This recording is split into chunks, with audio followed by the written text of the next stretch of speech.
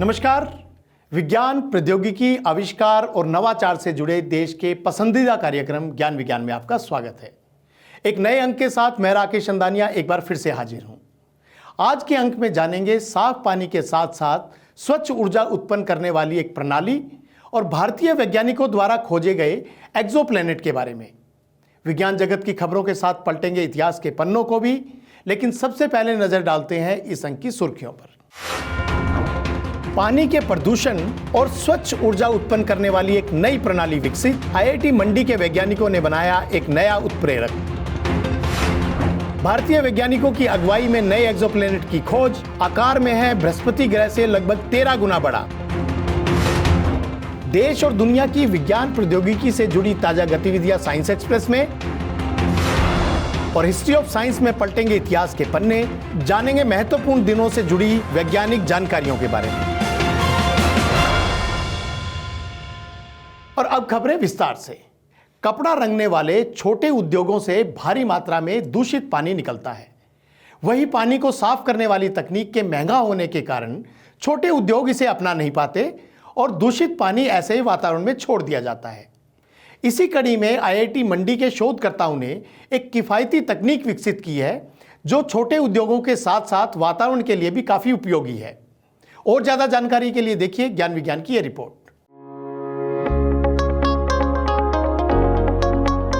छोटे उद्योगों, खासकर रंगाई उद्योग से निकलने वाला प्रदूषण पानी में मिलकर एक गंभीर समस्या बनता जा रहा है। इसी को ध्यान में रखते हुए आईआईटी मंडी के शोधकर्ताओं ने एक तकनीक विकसित की है जो छोटे उद्योगों के लिए काफी उपयोगी है। एसीएस अप्लाइड नैनो मटेरियल में हाल ही में प्रकाशित हुआ एक शोध छोटे उद्योगों के साथ साथ वातावरण के लिए भी काफी उपयोगी साबित हो सकता है। ये शोध किया है भारतीय प्रौद्योगिकी संस्थान मंडी के वैज्ञानिक रविंद्र कौशिक, समीक्षा गांधी और अदिति हल्दर ने।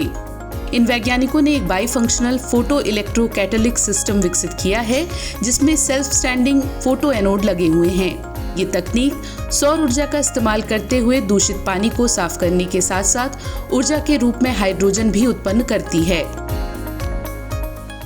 ये पर्टिकुलर जो प्रोजेक्ट में हमने काम किया है ये सोच के काम किया है जो बड़े इंडस्ट्री नहीं है, जो छोटी इंडस्ट्री हैं जिनके पास कॉमन एफ्लुएंट ट्रीटमेंट प्लांट में जाने की अब मतलब अपॉर्चुनिटी नहीं है। तो ये अपने घर के साथ जहाँ पे अपने क्लोथ्स डाई करते हैं जो उसी के साथ ये अटैच करते हैं। इसकी कॉस्ट भी बहुत ही कम होगा और ये इसी के लिए हमने जो कैटलिस्ट डेवलप किया है वो एक कैटलिस्ट है जो सोलर लाइट से एक्टिव हो रहा है। So it is a photo catalyst and photo electrochemical catalyst. तो आपने जब इसको कनेक्ट किया, सेटअप के साथ लगाया, तो सनलाइट के प्रेजेंस में आपने सोलर पैनल के साथ जब लगाए हैं तो सनलाइट के प्रेजेंस में सोलर पैनल एक्टिव होकर आपको वो इलेक्ट्रिसिटी दे रहे हैं जो इलेक्ट्रिसिटी से ये फोटो कैटलिस्ट काम कर रहा है, ये फोटो इलेक्ट्रो कैटलिस्ट काम कर रहा है और जो प्रदूषण जो पदार्थ है उसको कम्प्लीटली डिग्रेड करे, कम्प्लीटली उसको तोड़ रहे, ब्रेक डाउन कर रहे हैं। फोटो एनोड को self standing titanium dioxide nano rod पर बिस्मथ ऑक्साइड का लेप लगाकर विकसित किया जाता है जो कैथोड पर आणविक हाइड्रोजन उत्पादन के साथ एनोड पर प्रदूषक अणुओं को कम कर सकता है। प्रदूषक हटाने और ऊर्जा उत्पादन के एक साथ प्रयोग के दौरान एनोड प्रदूषक अणुओं का 100% क्षरण करता है जबकि कैथोड उच्च हाइड्रोजन का उत्पादन करता है। ये विशेष प्रोटोटाइप छोटे पैमाने के कपड़ा या कपास उद्योगों के लिए डिजाइन किया गया है जिसके पास कॉमन एफ्लुएंट ट्रीटमेंट प्लांट की सुविधा उपलब्ध नहीं है। शोधकर्ताओं द्वारा विकसित इस तकनीक में सोलर पावर का इस्तेमाल किया जाता है जो काफी किफायती है और साथ ही उत्पन्न होने वाले हरित हाइड्रोजन को स्टोर कर इसका अन्य अनुप्रयोगों जैसे कि फ्यूल सेल में उपयोग किया जा सकता है। हमारे सौरमंडल के सबसे बड़े ग्रह बृहस्पति का द्रव्यमान इतना ज्यादा है कि इसमें पृथ्वी जैसे सैकड़ों ग्रह समा सकते हैं। हाल ही में बृहस्पति से भी बड़े एक एक्सोप्लैनेट की खोज की गई है जिसका द्रव्यमान बृहस्पति ग्रह से भी 13 गुना ज्यादा है।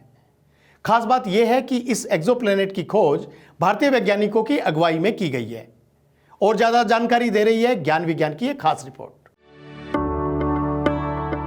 अहमदाबाद स्थित फिजिकल रिसर्च लेबोरेटरी PRL के प्रोफेसर अभिजीत चक्रवर्ती की अगुवाई में एक अंतर्राष्ट्रीय टीम ने बृहस्पति ग्रह से भी बड़े एक्सोप्लैनेट की खोज की है। इस एक्सोप्लैनेट के द्रव्यमान को सटीक रूप से मापने के लिए माउंट आबू स्थित गुरु शिखर वेधशाला में स्वदेशी PRL advanced radial velocity Abu sky search spectrograph Paras का उपयोग किया गया है।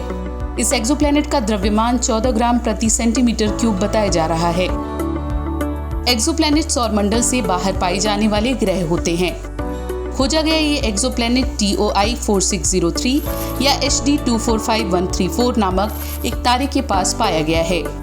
ये पृथ्वी से 731 प्रकाश वर्ष दूर स्थित है और हर 7.24 दिनों में अपने तारे की परिक्रमा करता है।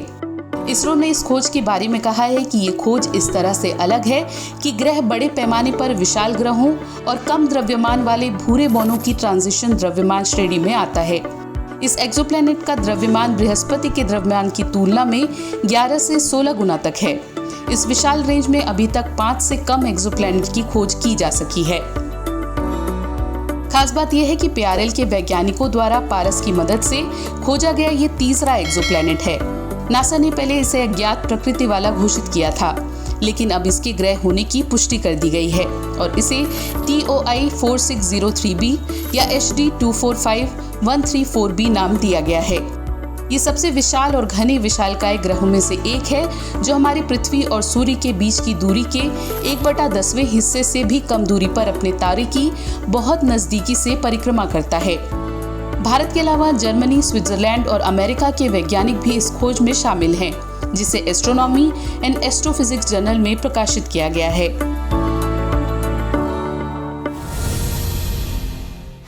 और अब साइंस एक्सप्रेस में नजर डालते हैं विज्ञान जगत की कुछ और ताजा गतिविधियों पर। भारतीय प्रौद्योगिकी संस्थान दिल्ली के शोधकर्ताओं ने रोबोम्यूज 5.0 नाम का एक मोबाइल रोबोट विकसित किया है। ये रोबोट विभिन्न उद्योगों के लिए 100 किलोग्राम तक का पेलोड ले जाने के लिए उपयुक्त है। इसके ऊपरी हिस्से में एक भुजा लगाई गई है जिसके जरिए ये पेलोड को एक स्थान से दूसरे स्थान पर ले जाने में सक्षम है।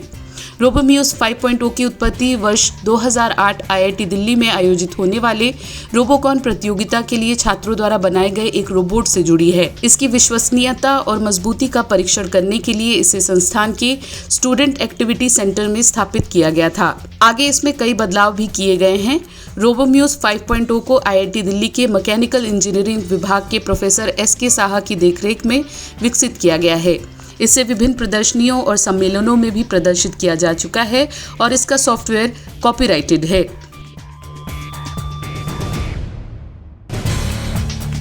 Chandrayaan 3 spacecraft Satish Dhawan space centre Sriharikota पहुंच गया है, जहां इसे अगले महीने यानी जुलाई में प्रक्षेपित किए जाने की योजना है।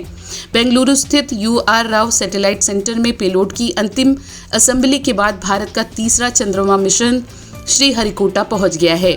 इसरो चंद्रयान 3 का मिशन लक्ष्य चंद्रमा की सतह पर सुरक्षित रोवर उतारना और यहाँ के वातावरण का पता लगाना है। ये मिशन चंद्रयान 2 को आगे ले जाता है, जिसे 22 जुलाई 2019 को देश के सबसे ताकतवर जियोसिंक्रोनस लॉन्च व्हीकल से लॉन्च किया गया था। इसका उद्देश्य चंद्रमा के दक्षिणी ध्रुव पर रोवर उतारना था।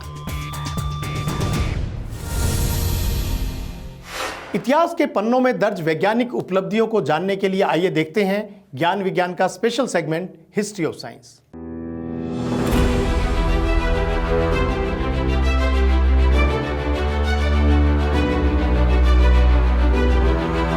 6 जून 1933 को स्विस भौतिक शास्त्री हेनरिक रोहरर का जन्म हुआ। उन्होंने 1981 में स्कैनिंग टनलिंग माइक्रोस्कोप का सह आविष्कार किया। इस माइक्रोस्कोप के द्वारा पदार्थ की सतह पर अकेले परमाणु की पहली छवि देखी गई। इस खोज के लिए उन्हें 1986 में गर्ट बिनिंग के साथ नोबेल पुरस्कार से सम्मानित किया गया था। 8 जून 1869 को इवेस मैकगैफी ने कारपेट स्वीपिंग मशीन का पेटेंट कराया। ये कालीन साफ करने वाले उपकरणों के लिए पहला पेटेंट था।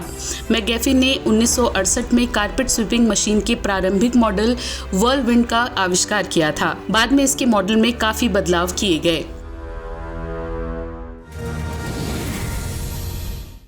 9 जून 1822 को जर्मन खगोल शास्त्री जोहान जी गाले का जन्म हुआ था, जिन्होंने 23 सितंबर 1846 को पहली बार नेपच्यून ग्रह की खोज की थी। नेपच्यून हमारे सौर मंडल का 8वां ग्रह है। इसका वजन पृथ्वी के वजन से 17 गुना भारी और आयतन में 58 गुना अधिक है।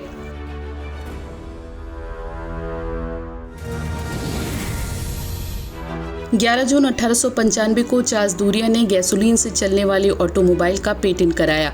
ऑटोमोबाइल को चार्ल्स और उनके भाई फ्रैंक ने मिलकर विकसित किया था। चार्ल्स ने 1882 में अपने कॉलेज थीसिस में ऑटोमोबाइल के आगमन की घोषणा की थी। वहीं उनके भाई फ्रैंक एक प्रतिभाशाली मैकेनिक थे। कुछ समय तक साइकिल का व्यवसाय करने के बाद उन्होंने गैसोलीन से चलने वाले वाहन के निर्माण में सहयोग किया।